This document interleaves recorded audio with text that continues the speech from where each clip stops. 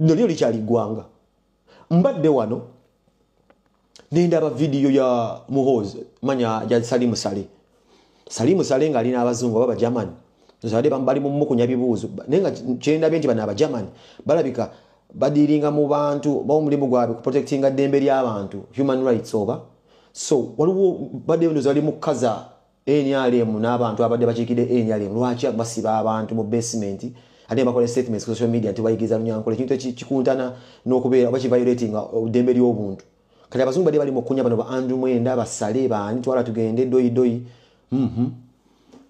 nempulira Sale nga atayogera agamba mbu simanyi bino ebikola ngenda bi investigating ako ninange simanyi kyagenda kuddamu postinga Sale agambye mbu ali worried tamanyi mutabani mwe kyagenda kuddamu postinga nga kitegeeza ki it is clear right now and verified already nti ezo Twitter handle bazi X handle za mwami Muhoozi kuba ne Sale akyogede n'agamba batamuwadde simanyi mutabani wange agenda tweetinga awo nno ensasira kibakati yali yazene yenyigira mbintu ebitamukwatako mbifato omusajja nga Sale amanyi nti ezo Twitter handle ziri legit za Muhoozi gwokuba yo chasing clout bweyagala kuddononya kambaka kugamba mwezo zange kyali wengire wali kimanya akibaka kato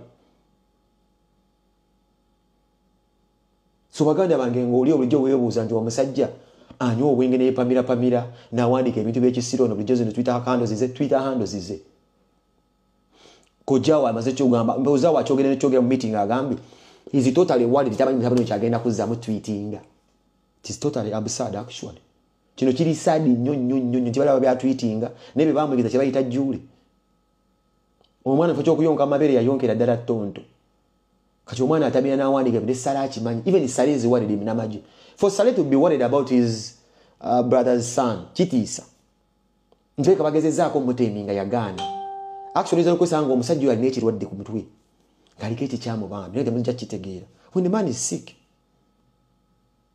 so ezo kibi nnyo nti omuntu akulira amagye ne bakitaabe bamutya balaba yakyangala n'obwongo byakola naye tebamusobola nate nabomba nenyo omukwasa post ennene bwetyo okubeera nga yakulira amagye kuba mukimanyi bwakwata ecupa gibeera n'erembe byasanga byawanika byasanga byakola this is why bwatamiira alowooza mu kuwanika gasiya bwatamiira alowooza mu kuadaptinga abantu kino kinne omunyisa Museveni okujja n'agamba nti no omuwendo gw'abavubuka abambala obukofiira mu NUP atandise okugutya Museveni yakoze statement n'agamba nti no atandise okweraliikirira tayagala ddala abantu kwambala bukofiira buno bubaleti olw'ensonga timusiikiriza police security operatives mu ggwanga kino nno kindeetera okutya n'okwesikamu ne ngamba lwaki Museveni ayogedde bw'ati kuba Museveni ennaku zino abadde atutta akabanga ng'atalaga byalo ku byalo era zi video muze muziraba ayingira mu nyumba z'abantu eyo mu Nsosoggo mu myala n'ayingira mu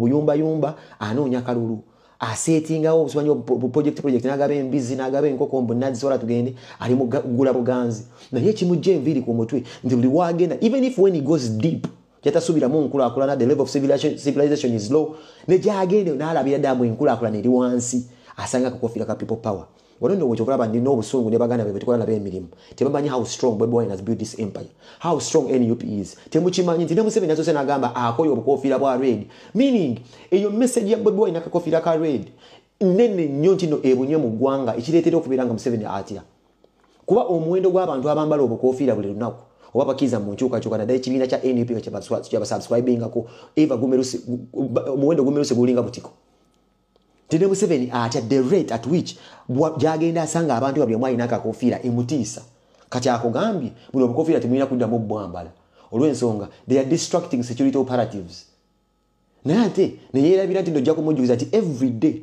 wetubeera mu ggwanga waliwo video esafesinga ng'ate waliwo security operatives betwanditusuubidde nti no they could actually identify themselves nti why nze ndi muntu wa security nina kwambala bwenti bajja mate bajjira mu leeya kane tugenda mujjukiza tumugambe nti no the rate at which security operatives bambala leeya ate bajjira mu mmotoka nga zi drone where you have no specific identification nti no muntu wa musirikale oba mu poliisi bajjira kati mu leeya ate ne batwala abantu kati ogoba bukolwa ate obukolwa bweyongera kujja bye bino bye mbagamba okitegera ekintu ekyo muna Uganda a true liberation starts with your mindset obwongo bwo okitegera engeri kyosettingamu obwongo bwo kyekyo kyekikuwa okitegera nenze nakugamba nnyo especially abantu ababeera mu lectures zange njagala nnyo yiga ekintu kye bayita policies.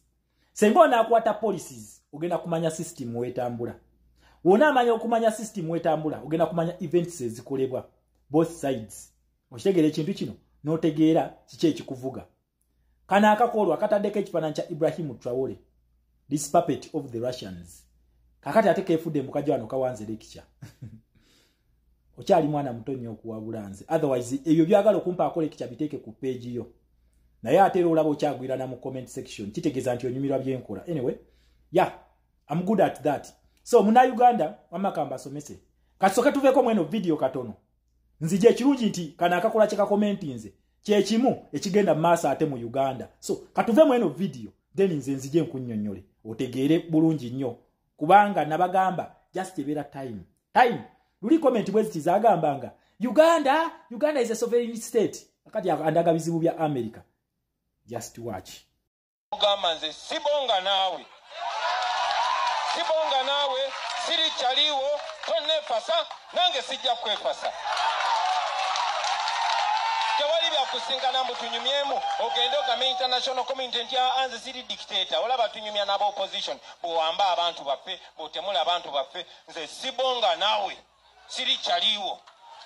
Senga mukimanyi nti omwami oyo ebintu byakola okubatiisa ate yatidde nnyo okusinga mmwe singa temukyatya mwe banna Uganda. Nakugamba just ebera time bine bintu mujja bimanya nti oyo Museveni kiyenje buyenje bwinze mbagamba era nkyali ku stand yange ne mbagamba nti oyo kiyenje buyenje is just a cockroach. You are going to see the real power. Omuntu omu anoonya serefi ya mulala agitwale mu international community alage nti nno banyu boogereziganya ekintu ekyo kivaawa obisanga wano. Teri mulala agenda kikusomesa. Okitegeera? Teri mulala agenda kikusomesa. Abamaje bano abajja ku kitebe kyaffe bano beebisa obukookolo si nti batya mwe bannayuganda bakolako obulumbaganya batya international community.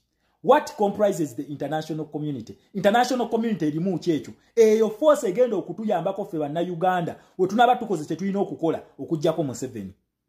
Ekintu ekyo kyenjagala ennyo nkutunuzeemu okitegeere. Wona akitegeera ogenda kuba omanyi policies ogenda kuba tokyatya musajja ono. Nakugamba shaping y'ensi eyina abantu batano. These are the colonial powers. Naye abantu bano we baali bazimba system bagizimba emirundi ebiri. Uganda ensi yonna globe etambulira ku policies biri. Esooka bagita communism policy. Eyo policy ya mu Russia na mu China. Then waliwo n'ekintu kye bayita capitalist policy. Capitalist, wansi waba capitalist, waliwo ekintu kye bayita democrats.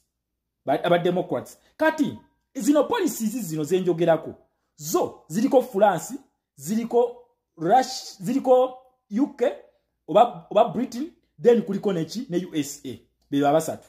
Kati nekikola gundi yabameka, yabatano. Bagala kuletako +1 Germany, ne Germany sawe no tuli considering mugundi za Uganda. Tetujja bimoteekamu. Kubanga ye wagwa agwa mu European Union, ate European Union erimu ba democrats oba ba capitalist. Okitegera ekintu ekyo. Kati okuva mu system emu okudda mu system endala lutalo oyiwa omusaayi era kagute mono wetwogerera akigezezzaako okukikola. Ne olwokubanga tayina third factor gye bayita people power oba social factor tasobola gendayo kubanga baneno universal point ebagatta bo oba pivot yaabwe bagita human rights. Kati ate human rights ekolera mu third factor. Tine oba democrat ogenda ku respecting abantu bonga bakedde ku macha ne basituka ovaako. Tati Vladimir we Putin wa kitalo. Naye nga abantu bakedde ku macha ne bagamba kati otuviira. Omurasha nga buli kuki ali ku kimuntu otuviira avaako. Ekyo nkikubuulira. Kati ensonga lwaki bo bonna human rights yekola ki yebagatta. Then kati ffe bana abatano babi tu imposingako ne babituteekako ngoba gundi. Kati eno bano ba democrats oba ba capitalist ekintu kye bakola bateekawo ebitongole eby'amaanyi ebikwatisa empisa mu policies zaabwe naye police zino bote zibakwata. Tosa kuteeka president wa America mu ICC ne wobofa. Ate president wa America asobola okuba prosecutor wa ICC sanction era nga etwogera olunaku olwaleero kan yazeeko ebbali bamunoonyerezeeko kyava kuki Trump amugamba tokuba Netanyahu tomuteekako gundi tomuteekako ekipapula agimuteekako naye kakati gwe nkubye sanction kakati bebizibu bya Kani byalimu bibino byenjogerako biraba Kani yazeeko ebbali bamunoonyerezeeko so kati polisi z'abantu wezikola kakati wezibanga zisobola okukwata prosecutor ate nga Museveni yatya prosecutor wa ICC olowooza ki ekyo ekiba kimugoba force kyeyo eno yaba Democrats bwekitegeera ekintu ekyo kati we mutandika ogundi eno nakugaba ba Democrats kye bakola kasito baleetako olugezigezi balina okufunira alternating opponent we babeera bamaze okufuna opponent ono bakuteekako ekintu ne bakuwa forcefully oba peacefully ye protest vote Museveni wakkiriza n'avaako mu kalulu n'atuwa entebe mu mirembe abavuddeko peacefully abalonze peaceful avenue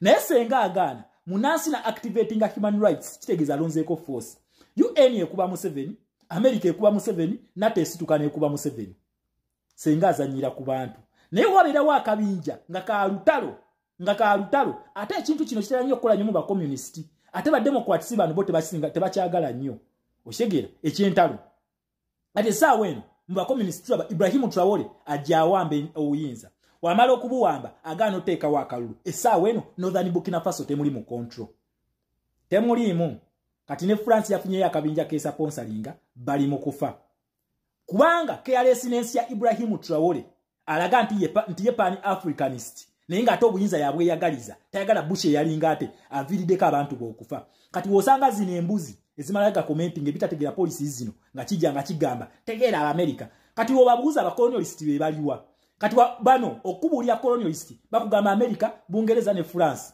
kati ne beerabira nti Russia erina colonial history ya Soviet Union okitegeera bano abataano bonna bakolonialist so tebakusiriwazanga mbu abazungu ba colonialist kiteeke mu bwongo obwo abantu abataano bonna si balungi bo babeerawo ku interest zaabwe you are either a communist or a capitalist kati mbadde nkyakunnyonnyola ebyaba capitalist kwa bye bitukwatako okitegeera ekintu ekyo kati Museveni ekintu ekyo yakigezaako okukyusa Uganda okugijja mu communism okugijja mu capitalist oba Democrats agiteeke mu communism okitegeera ekintu ekyo yensooka kyakuleetera bunnamu obubingi obwo ng'amanyi bugenda kumutaasa naye talina third factor kati watuuse ne bimulema kati alina ate okuddayo mu policies zino alage nti no waliyo dialogue yensonga lwaki bo bakolesa ekintu kye bayita multi-party system kye bakola Daniel Arap Moi wogenda mu America obananyini ba policies abamu ku benkugambya bataano waliyo parties nyingi wojja era ne mu America essaawa eno wakuliko Labour Party waliyo Conservative Party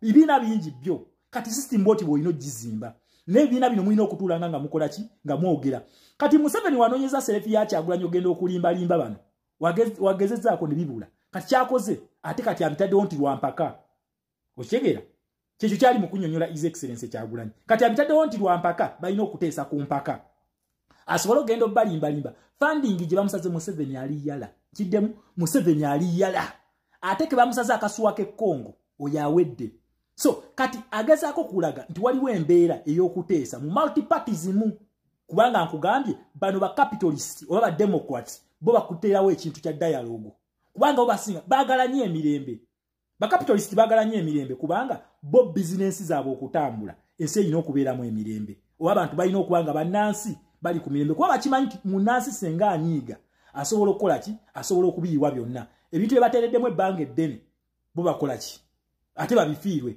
naye ekiri ku bakomyunisiti bano bo baagala kubba kyova olaba China awo ebba tefaayo ku kiki ekola Munnayuganda omuchina n'omusanga ng'akutte emmundu airport mugitutte abantu mubasuula mu mazzi olw'okubanga mwagala ennuuni kati bo abo bakomyunisiti bo tebafaayo ku bulamu bw'abantu naye ate bano ba capitalist oba ba Democrats bo bakyegendereza nnyo kati Museveni byatuuse ne bigaana gye yabadde addukidde byagaanye kubanga bamusemberedde nkiddamu bamusemberedde kati bali mu ggwanga lya Congo bali mu ggwanga lya Kenya bali mu ggwanga lya South Sudan bali mu ggwanga lya Somalia nabagamba ono bajja kumwetooloola Museveni bamwetoolodde kati ali mu bbanga kati aidha alina okukkiriza tugende mu kalulu oba bannayuganda bagenda kusituka olabe ekiddako ono agende nga Gaddafi okitegeera ekintu ekyo kati agezaako ku fosteringa nteeseganya